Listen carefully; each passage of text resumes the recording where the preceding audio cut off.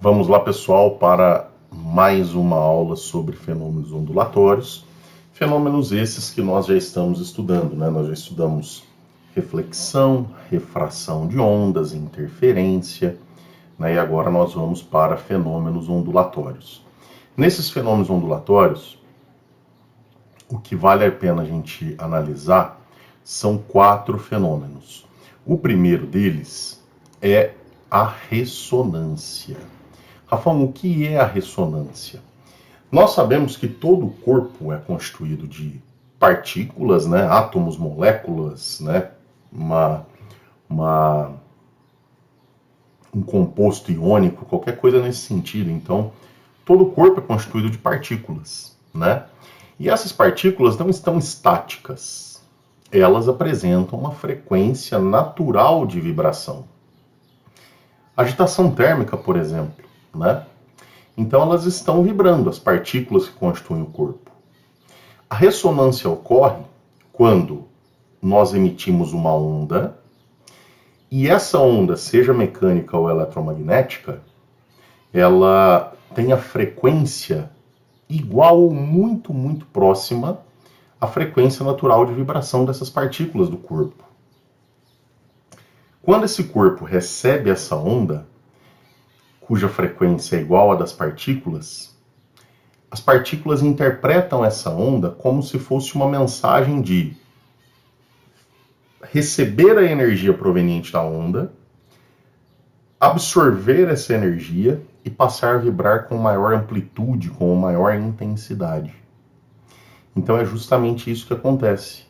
As partículas desse material absorvem a energia da onda, cuja frequência é igual à das próprias partículas, e essas partículas mais energéticas vão começar a vibrar com intensidades e amplitudes crescentes.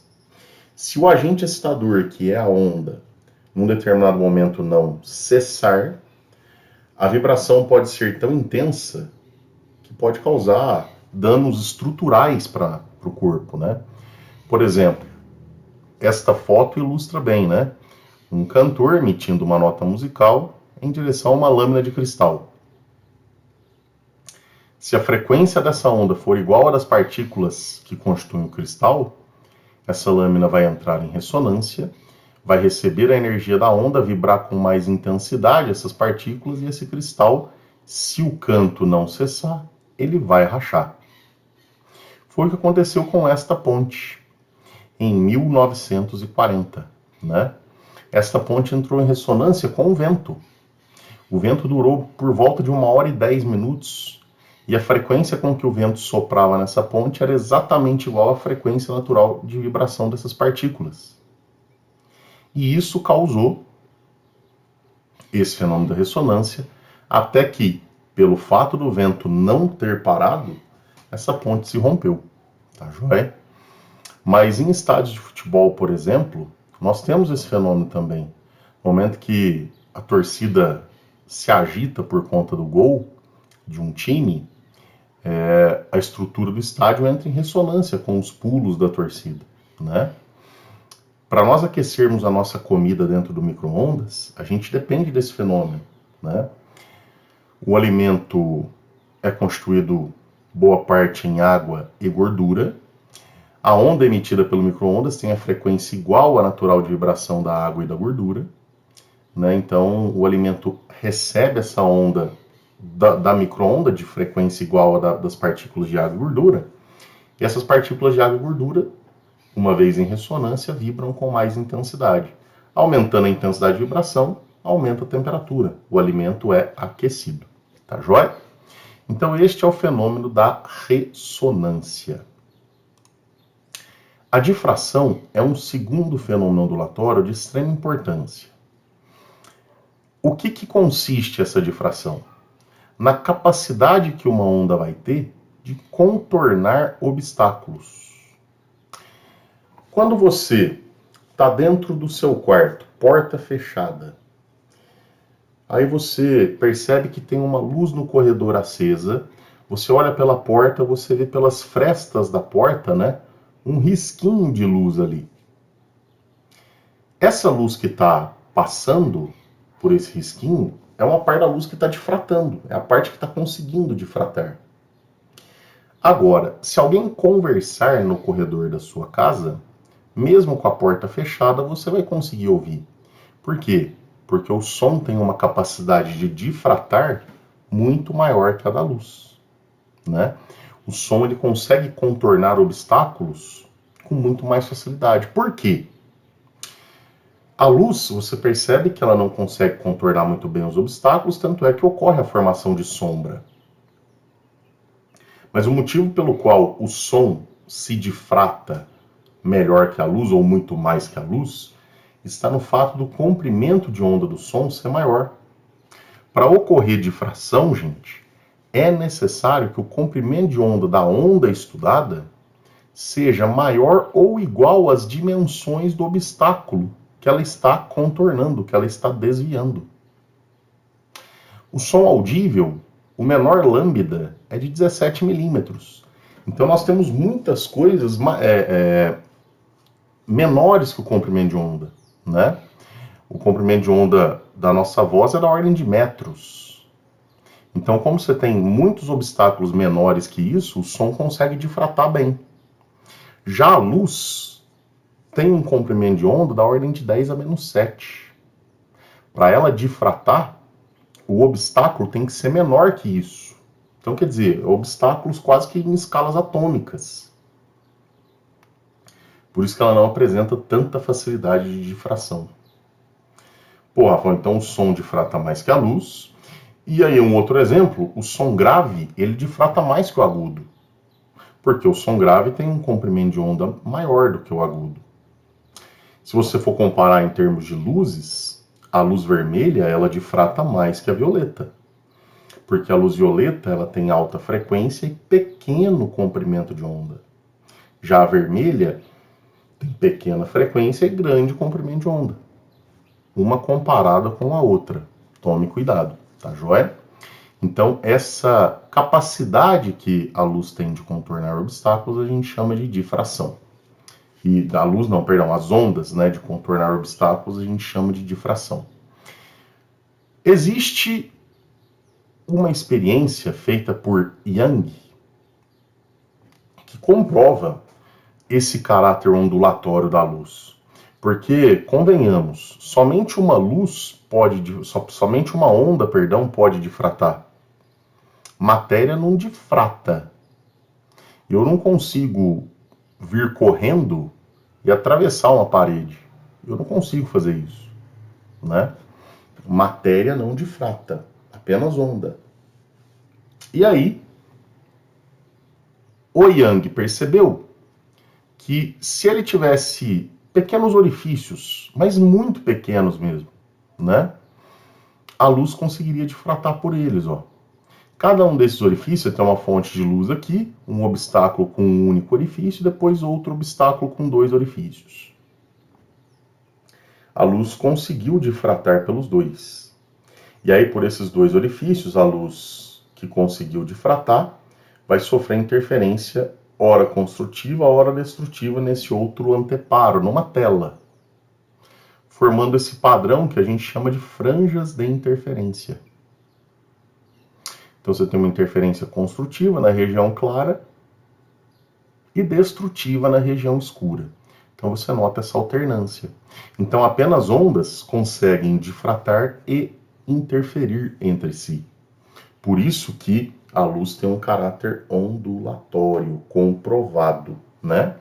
Então olha a experiência de Young em termos esquemáticos, né? Isso aqui é um esqueminha, né? Lá, ó. Uma parte da luz conseguiu difratar por esse obstáculo, chegou nesse outro obstáculo com 2 orifícios, uma parte difratou, aí aqui você tem a interferência. Certo?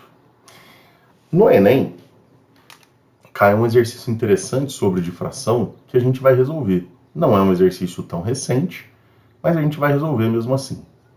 Ao diminuir o tamanho de um orifício atravessado por um feixe de luz, passa menos luz por intervalo de tempo. Então tá aqui, ó.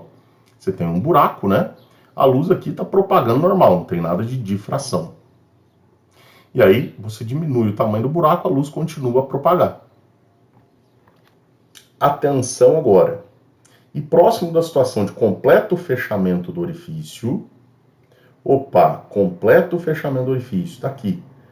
Esse orifício é muito, muito, muito, muito pequeno, quase fechado. Quer dizer, aqui a luz está difratando. Verifica-se que a luz apresenta um comportamento como ilustrado nas figuras. Traduzindo, a luz consegue difratar se o orifício for muito pequeno, próximo do completo fechamento. Sabe-se que o som, dentro de suas particularidades, também pode se comportar dessa forma. Em qual das situações a seguir está representado o fenômeno descrito no texto? Avô, em qual das situações está descrito no texto esse fenômeno, né, gente? Vamos lá, Ele quer saber em qual das alternativas eu tenho algo referente à difração da luz. A difração do som, né, e da onda. Ao se esconder atrás de um muro, um menino ouve a conversa de seus colegas. É essa, gente. Para você ouvir a conversa de duas pessoas atrás de um muro, o som precisa contornar o obstáculo. Então, a resposta seria a letra A. O mais interessante é que essa questão, nenhuma das alternativas tem erros físicos. Só que não são elas que explicam o que está no texto e na figura que acompanha a questão, né? Então, olha lá, ao gritar diante de um desfiladeiro, uma pessoa ouve a repetição do seu próprio grito. Isso é reflexão de ondas, é o eco. Ao encostar o ouvido no chão, um homem percebe o som de uma locomotiva, antes de ouvi-lo pelo ar. É que o som se propaga mais rápido em meios sólidos, devido ao distanciamento das partículas ser menor.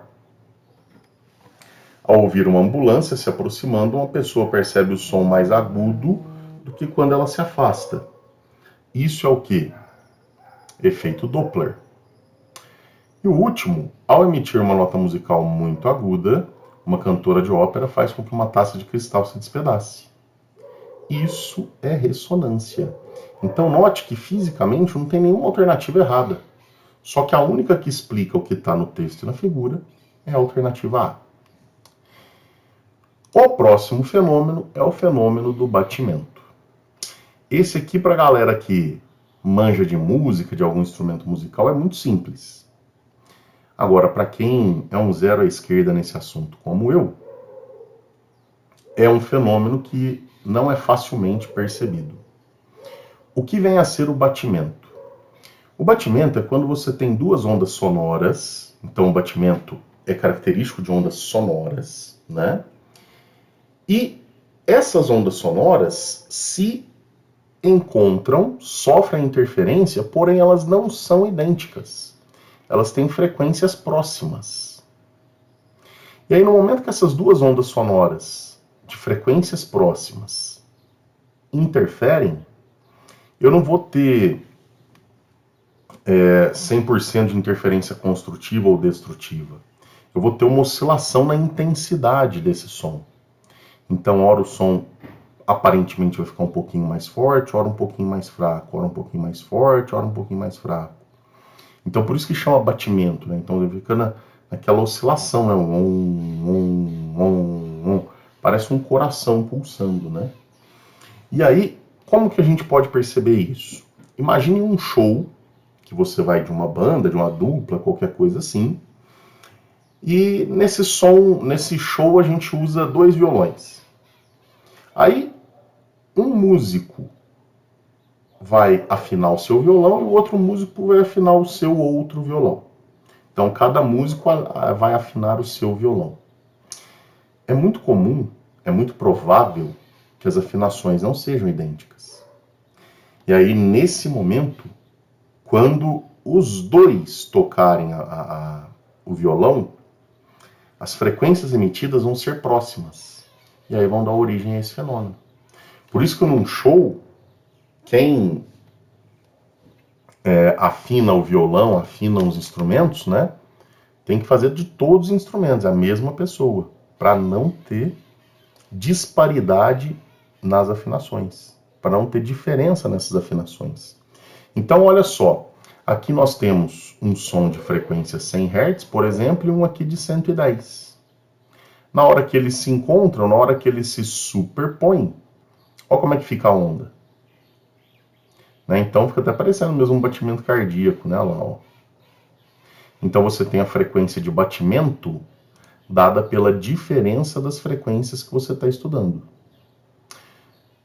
Muito raro, mas já apareceu esse cálculo para ser feito em vestibular. Uma prova ou outra já perguntou a frequência do batimento. Então consiste a gente pegar a frequência das duas ondas e subtrair uma da outra. Pode fazer a maior menos a menor. Tá? Agora, o que é muito raro aparecer, eu nunca vi, foi perguntar a frequência da onda resultante. Seria fazer a soma das duas frequências, né? E dividir por 2, ou seja, fazer a média das frequências que estão produzindo o batimento. Tá joia? Então, este é o fenômeno do batimento. Só ocorre com ondas sonoras. O último fenômeno é o fenômeno da polarização. Essa polarização é um fenômeno amplamente utilizado em análise química de substâncias através de uso de luz polarizada. Essa polarização consiste em que você tem uma onda, né? Vamos imaginar uma luz vindo de várias direções. Então você tem várias direções de propagação. Como nesse exemplo, você faz essa onda que propaga em várias direções passar por um polarizador. Esse polarizador pode ser uma lente de um óculos, por exemplo. E essa lente, ela é programada para deixar passar a onda luminosa, por exemplo, que está propagando apenas nessa direção, na vertical. Então ela não deixa passar por ela as outras direções, ela anula, né? Ela cancela essas outras direções após ela. Pô, Rafael, então eu polarizei uma onda? Polarizou. Você pegou algo que estava completamente bagunçado, né, propagando em várias direções, e a partir do polarizador fez com que apenas aquela direção escolhida no polarizador passasse adiante. Pô, Rafael, então aqui é uma onda despolarizada, aqui é uma onda polarizada. Perfeito. Então, gente, ó, somente as ondas transversais que eu vou poder polarizar, porque eu preciso de pelo menos duas direções. As ondas longitudinais, como o som, ele não pode ser polarizado porque ele já está polarizado. O som, por ser uma onda longitudinal, ele apresenta na mesma direção de vibração a direção de propagação. Agora, uma onda transversal, não. Uma direção é de vibração, a outra é de propagação. Então, eu já tenho no mínimo duas. Aqueles óculos escuros, né, com lentes polarizadas, eles foram criados para dar mais conforto ao usuário. Imagine você próximo de uma represa, né? Você vai para o rancho, você está perto de uma represa, e aí você está lá, recebe o sol de forma direta e o sol por reflexo na água. Aquela luz refletida na água atrapalha muito a sua visão. Se você tiver uma lente polarizada que anula a passagem, né, não deixa aquela luz proveniente do reflexo passar, você não vai ver o reflexo. Puxa vida, Rafael, então se eu tiver uma lente polarizada, isso ajuda demais, né? Então, aqui é um exemplo, ó. Imagina que isso é uma lente do seu óculos, tem uma luz propagando em várias direções. Pelo desenho da lente, você vê que ela só vai deixar passar qual direção? A vertical. As outras ela não deixa prosseguir. Você já deve ter ouvido falar em luz polarizada, em isomeria ótica, lá na química orgânica, lembra? O carbono quiral, que desvia a luz polarizada ou para a direita ou para a esquerda, né? Então você tem uma isomeria ótica, né, o carbono quiral aí pode fazer uma rotação, né? Um desvio da luz aí para a direita ou para a esquerda, então ele pode ser destrógeno ou levógeno, lembra? Então é isso aí que acontece, né? E aqui, só para finalizar, tem mais alguns esqueminhas, né? Olha como é que você tem vários planos de vibração e depois do polarizador, apenas um plano de vibração. Então, repetindo, para ser polarizado, tem que ser transversal. Não importa se é uma onda mecânica ou eletromagnética, desde que seja transversal, é passível de polarização. O som e qualquer outra onda longitudinal não pode ser polarizado porque ele já está polarizado. Ele só tem uma direção de vibração e propagação. Certo? Então, a aula de fenômenos ondulatórios é isso. Bom estudo, bom proveito, até a próxima.